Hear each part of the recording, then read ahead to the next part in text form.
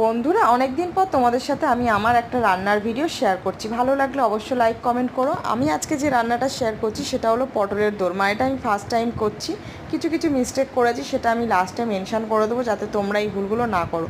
তো পটলের মুখটা একটু বেশি করে কেটে নিয়ে শাঁসটা বের করে নেবো, আর গাটা চামচের পেছন দিকটা দিয়ে একটু ঘষে নেবো, নিয়ে নুন হলুদ মাখিয়ে ভেজে নেবো। আর পুরটা আমি ওই শাঁসটা দিয়েই করব।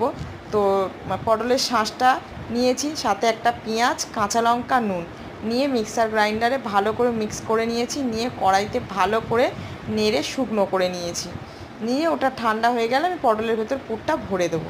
আর এদিকে রান্নাটা বসিয়ে দিয়েছি, সর্ষের তেল দিয়েছি, গরম হয়ে গেলে আমি এতে দিয়েছি গোটা গরম মশলা, সাদা জিরে আর শুকনো লঙ্কা, তেজপাতা দিয়ে ভালো করে নাড়াচাড়া করে নিতে হবে।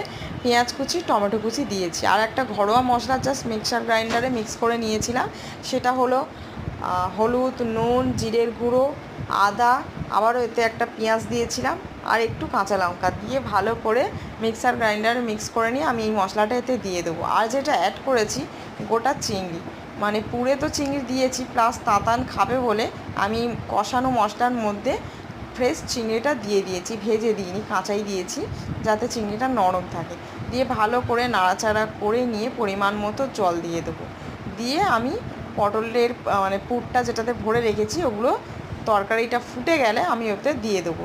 দিয়ে পরিমাণ মতো মানে যে যে পরিমাণে রাখতে চাও তরকারিটা সেই পরিমাণে ফুটিয়ে নেবে। তো এখানে আমি দুটো মিস্টেক করেছি।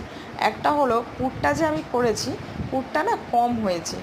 তো এক্ষেত্রে একটা আলু সেদ্ধ অ্যাড করতে হতো, তাতে স্বাদটাও ভালো হতো এবং পুরটা মানে প্রত্যেকটা পটলের মধ্যে একদম পরিপূর্ণ হতো। তো যাই হোক, আমি বলেইছি আগে প্রথমবার করছি তাই এই মিস্টেকগুলো করে ফেলেছি।